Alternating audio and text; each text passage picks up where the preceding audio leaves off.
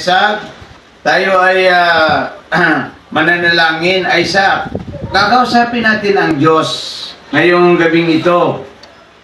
At kailangan na Isaac, maging sincero ka sapagkat nakasalalay dito ang iyong kaligtasan, Isaac. Yes. Sumunod ka sa sasabihin ko, sa panalangin ko. Sumunod ka, yumuko ka at sumunod sa akin. O sige Isaac, tayo ay manalangin. Panginoong Diyos na makapangyarihan sa lahat, na ikaw po ang gumawa ng langit at ang lupa. Panginoong Hesukristo, ako po ay isang taong makasalanan. Ako po ay nagsisisi at handang tumalikod sa aking kasalanan.